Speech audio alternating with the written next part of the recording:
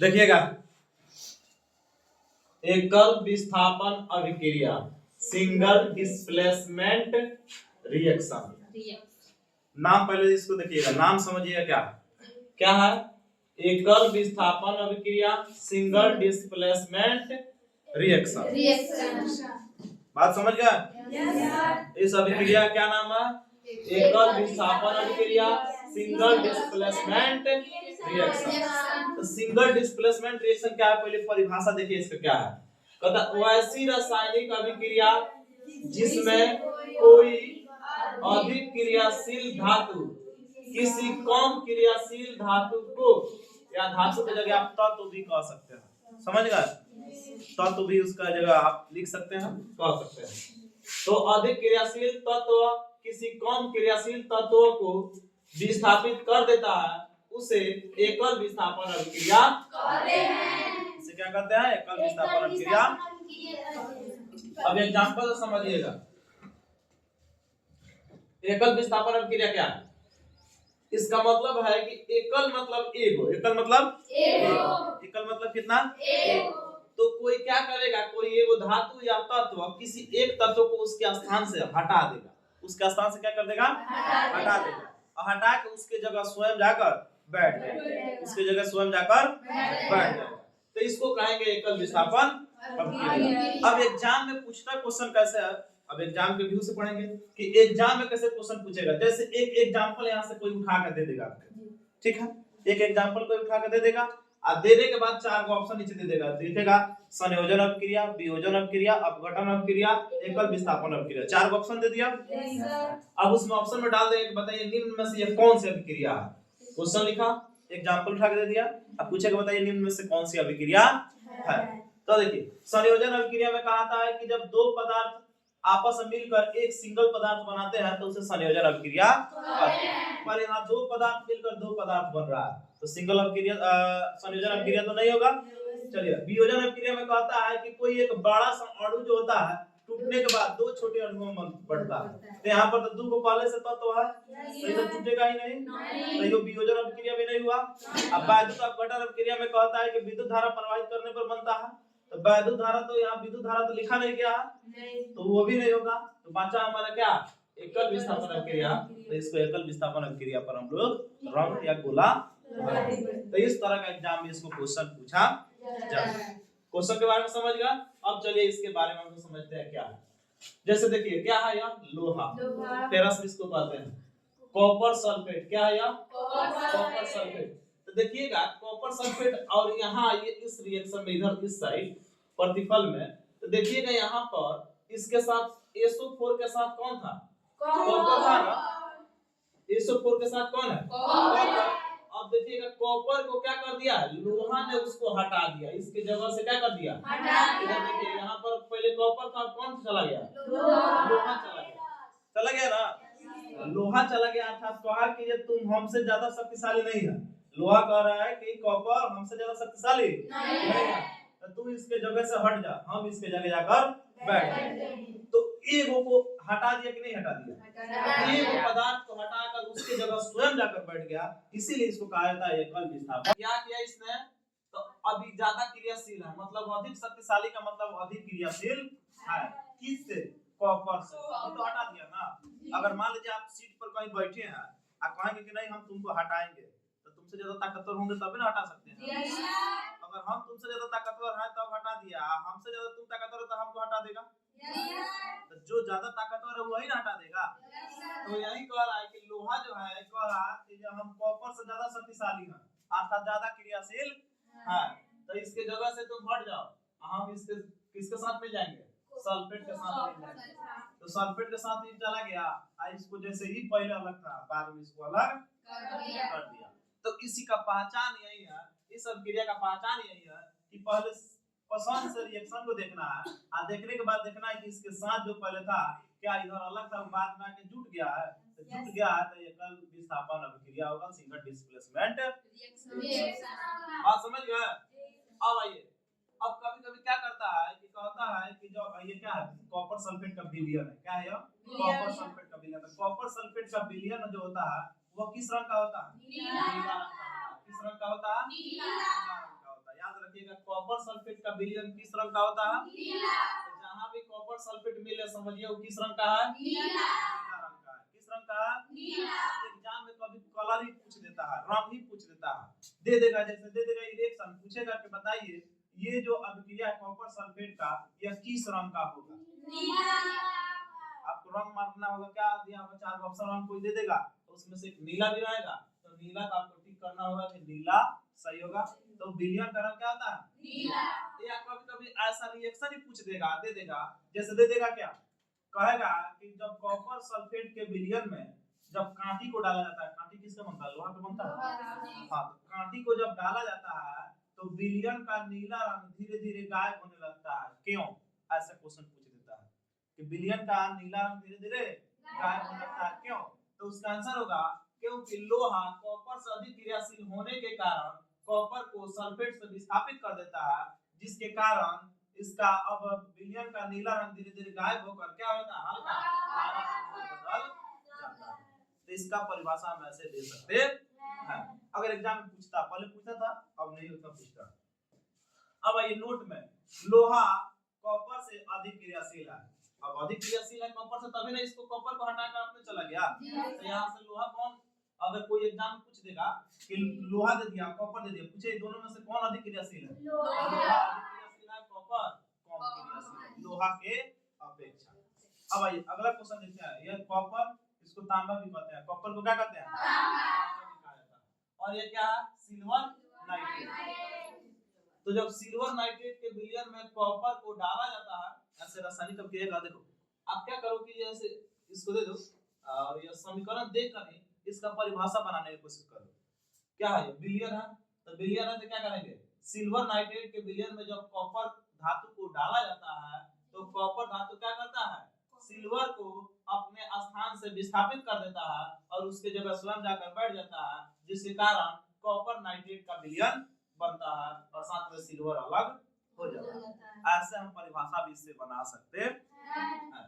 अब देखिए जैसे आप यहाँ पर कॉपर का ये क्या है, कॉपर, ये क्या है, सिल्वर, याद रखिएगा सिल्वर, सिल्वर का मतलब क्या होता है, चांदी, सिल्वर का मतलब क्या होता है, गांव देहात में अधिकांश लोग बर्तन बेचने वाला एल्युमिनियम का, उसको लोग कहता है कि सिल्वर का बर्तन है, ऐसे अक्सर सुने होइएगा, कभी बेचता है तो सिल्वर का बर्तन बेचने आया, पर वो सिल्वर नहीं होता, वो क्या होता है, एल्युमिनियम होता है, एल्युमिनियम का बर्तन बनता है, और हम लोग गांव देहात में उसको क्या कहते हैं, सिल्वर कहते हैं। सिल्वर का मतलब क्या होता है, चांदी होता है, चांदी का बर्तन बेचने आता है, वो नहीं बेचने आता है, तो अक्सर सुने होंगे कि सिल्वर का बर्तन खरीदने जा रहा है, पर पहले का लोग खरीदते था, जो धनिक होने होते थे, राजा महाराजा होते थे, वो चांदी के बर्तन खरीदते थे, अभी भी कोई खरीदा होगा जो धनिक हो, लेकिन हम लोग अब सिल्वर का बर्तन ज्यादा उपयोग करते हैं। सिल्वर का नहीं तो ज्यादातर स्टील का, जो थाली वाली बनता है ना, अधिकांश स्टील का होता है। तो आइए देखिए कॉपर जो है, और ये क्या है जी, सिल्वर से क्या है, अधिक क्रियाशील, सिल्वर से क्या है यह अधिक क्रियाशील। इस विलयन का रंग चमकीला होता है, क्योंकि सिल्वर चमकीला होता है तो इसका विलयन का रंग चमकीला होता है, और इस विलयन का कॉपर आ जाने के कारण इस विलयन का रंग कैसा हो जाता है, नीला।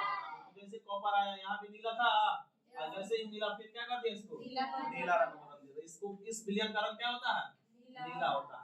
तो ये भी पूछ सकता है कि सिल्वर नाइट्रेट में जब कॉपर डाला जाता है तो किस रंग में बदल जाता है, नीला रंग में बदल जाता है। ऐसे एग्जाम में क्वेश्चन पूछ देगा डायरेक्ट कैसे। अब देखो बहुत सारा क्वेश्चन, कितना ऑब्जेक्टिव बनाएगा, बहुत सारा, हर एक साल ऑब्जेक्टिव बदलना है, तो कुछ नया नया चीज इसमें से देगा तभी ना बदलेगा। अब एक एक को तो बार बार पूछेगा तो आपको तो याद है, पढ़ाई का कोई महत्व नहीं रह जाएगा, तो इसलिए उसमें से विशेष विशेष रूप में से छांट कर आपके एग्जाम में क्वेश्चन दिए जाते हैं, ताकि मान लीजिए आप पढ़े हैं कि नहीं पढ़े हैं इसके बारे में आपकी जानकारी। कुछ ऐसे क्वेश्चन होते हैं कि वो डाल दिया जाता है, लेकिन अधिकांश क्वेश्चन कुछ अलग भी हर एक साल डाले जाते हैं, ताकि आपका दिमाग उस तरह का सोचने पर मजबूर हो जाए कि हम वो क्लास किए हैं कि नहीं किए, पढ़े हैं कि नहीं पढ़े हैं। अब तो याद रखिएगा इस चमकीला विलयन होता है, और इसमें कॉपर आ जाने के कारण इस विलयन का रंग कैसा होता है, नीला होता है। नोट में लिखा है कॉपर सिल्वर से अधिक क्रियाशील है, मतलब इसके स्थान पर ही आ गया, तो इसका मतलब इसको हटा दिया, ज्यादा क्रियाशील है, तभी जाकर यह सी इसके साथ जुड़ गया। आगे जिंक, और ये क्या है कॉपर सल्फेट। देखो जैसे कि कॉपर सल्फेट आया इसका रंग क्या होगा नीला, क्या होगा नीला। आया कॉपर सल्फेट क्या रंग होगा नीला। तो कॉपर सल्फेट का रंग क्या होता है नीला। अब जिंक धातु से जब कॉपर सल्फेट अभिक्रिया करता है तो कॉपर को क्या करता है जिंक विस्थापित कर देता है और स्वयं उसका स्थान में बढ़ जाने के कारण जिंक सल्फेट का निर्माण होता है और जिंक सल्फेट का कोई कलर नहीं होता या रंगहीन होता है। ये क्या होता है जिंक सल्फेट कैसा होता है रंगीन होता है, इसका कोई कलर नहीं होता है। और ये क्या है कॉपर धातु को अलग कर देता है इससे। तो देखो अब इसमें क्या किया एक स्थान से इसको हटा दिया कि नहीं हटा दिया इसको। अब इसको हटाकर इसके जगह स्वयं आकर बढ़ गया तो एक को डिस्प्लेसमेंट किया मतलब एक को विस्थापित किया, इसीलिए इसको क्या कहा जाएंगे एकल विस्थापन। अब आइए यहाँ ये नोट में देखिए जिंक कॉपर से अधिक क्रियाशील है, तभी ना इसको हटा दिया है, इसको इससे ज्यादा क्रियाशील कौन है जिंक है। अब आइए यहाँ ये अगला क्वेश्चन को देखिएगा, दिखाई दे रहा देखिए इसको कहते हैं कि आई पोटेशियम आयोडाइड, पोटेशियम आयोडाइड। इससे एक और क्वेश्चन आ गया, आप नमक खाते हैं ना कौन सा नमक खाते हैं टाटा का लिखा रहता आयोडीन युक्त नमक। तो एग्जाम में पूछा गया क्वेश्चन है कि आयोडीन युक्त नमक बनाने के लिए उसमें किसको मिलाया जाता है, तो वही पोटेशियम आयोडाइड को ही मिलाया जाता है। किसको मिलाया जाता है पोटेशियम आयोडाइड को मिलाकर ही साधारण नमक को आयोडीन युक्त नमक बनाया जाता है। याद रखिएगा ये एग्जाम में पूछा गया क्वेश्चन है कि साधारण नमक को क्या मिलाकर आयोडीन युक्त नमक बनाया जाता है, तो पोटेशियम आयोडाइड को मिलाकर क्या बनाया जाता है। आइए अगला है तो क्या है पोटेशियम आयोडाइड की अभिक्रिया जब क्लोरीन गैस से होती है, देखो किससे हो रही है क्लोरीन गैस से होती है तो क्या बनता है पोटेशियम क्लोराइड बनता है और साथ में क्या बनता है आयोडीन। नोट में देखिएगा क्लोरीन आयोडीन से अधिक क्रियाशील, तभी ना देखो कि इसको स्थान पर से इसको हटाकर स्वयं चला गया है। तो के था के साथ आई था तो आई को हटा दिया क्या चला गया Cl चला गया। तो ये कौन अभिक्रिया होगा एकल विस्थापन अभिक्रिया। आगे आइए सोडियम ब्रोमाइड क्या है NaBr तो क्या कहते हैं सोडियम ब्रोमाइड। सोडियम ब्रोमाइड की अभिक्रिया जब क्लोरीन गैस से कराई जाती है तो क्या बनता है सोडियम क्लोराइड बनता है। क्या बनता है सोडियम क्लोराइड बनता है और सोडियम क्लोराइड जो है उसके साथ में क्या बनता है ब्रोमीन बनता है और इस ब्रोमीन के कारण इस पूरा विलयन का रंग कैसा होता है कैसा होता है इस रंग का भूरा रंग होता है। तो याद रखिएगा यहाँ पर क्या है कि कौन किसको विस्थापित किया ब्रोमीन को कौन विस्थापित कर दिया क्लोरीन, अर्थात हम कहेंगे कि क्लोरीन ब्रोमीन से ज्यादा क्रियाशील है या ब्रोमीन क्लोरीन से कम क्रियाशील है। तो याद रखिएगा यहाँ लिखे भी हैं क्लोरीन ब्रोमीन से अधिक क्रियाशील है। अगला क्वेश्चन देखिए, अब यहाँ हम एसिड के बारे में पढ़ लेते हैं। कुछ एसिड ऐसे होते हैं जो कि एसिड को ही विस्थापित कर देता है, जैसे देखिएगा जिंक धातु है ये क्रियाशील ज्यादा होता है और यहाँ देखिएगा हाइड्रोक्लोरिक अम्ल है क्या है हाइड्रोक्लोरिक एसिड है, ठीक है ये खतरनाक एसिड भी होता है लेकिन सल्फ्यूरिक एसिड से कम होता है। ये हमारे आमाशय में भी स्राव होता है, हमारे पेट में भी इस अम्ल का स्राव होता है। आगे हम लोग पढ़ेंगे बायोलॉजी में तो वहां पर भी आएगा। चलिए तो देखिएगा जिंक, देखो जिंक था यहाँ क्या है HCl है, क्या है HCl। देखो यहाँ पर H को क्या कर दे रहा है इधर विस्थापित कर दिया, H को अलग हटा दिया तो H को अलग हटा दिया तो ये कौन अभिक्रिया होगा विस्थापन अभिक्रिया। कौन विस्थापन अभिक्रिया कौन होगा विस्थापन अभिक्रिया। नहीं दिख रहा है अब दिख रहा है एकल विस्थापन अभिक्रिया। अब यहाँ ध्यान दीजिएगा तो इसको किसको हटाया है हाइड्रोजन को, तो हाइड्रोजन को हटाया है तो H2 और तीर का चिन्ह बताता है क्या बताता है गैस। तीर का चिन्ह क्या अगर तीर का चिन्ह ऊपर की तरफ है तो क्या इंडिकेट करता है गैस, और तीर का चिन्ह नीचे की तरफ है तो अवक्षेप करता है। तो ये हाइड्रोजन गैस है। इसको जांच कर सकते हैं आप, जांच कैसे मान लीजिए एक प्रश्नावली में आपको क्या लेना है हाइड्रोक्लोरिक अम्ल लेना। एक प्रश्नावली होता है शीशा का कांच का ऐसे नली होता है उसमें क्या लेना हाइड्रोक्लोरिक अम्ल लेना और जिंक का कुछ टुकड़ा उसमें डालना है, जिंक का टुकड़ा उसमें डालना है। तो जैसे जिंक का टुकड़ा उसमें डालिएगा तो देखिएगा उसमें से गैस निकलना शुरू हो जाएगा, गैस निकलना शुरू हो जाएगा। तो गैस निकलेगा तो उस गैस की जांच करना है कि ये कौन सा गैस है, तो हाइड्रोजन गैस का एक खास बात यह है कि हाइड्रोजन गैस के पास जब माचिस को ले जाइएगा ना उसके बुलबुले के पास, तो वो पॉप ध्वनि के साथ जल जाता है। पॉप ध्वनि समझते हैं क्या होता है? पॉपकॉर्न खाए हैं? Yes sir. मकई का लावा? Yes sir. मकई का लावा तो खाए होंगे ना? Yes sir. तो मकई का लावा जब देखिएगा भूना जाता है तो पट पट पट पट करके फूटता है, तो उसी को कहते हैं पॉप ध्वनि। पॉपकॉर्न और उसी को क्या कहेंगे? पॉप ध्वनि। तो ये देखो पॉप ध्वनि के साथ क्या जल जाएगा? ये जलेगा।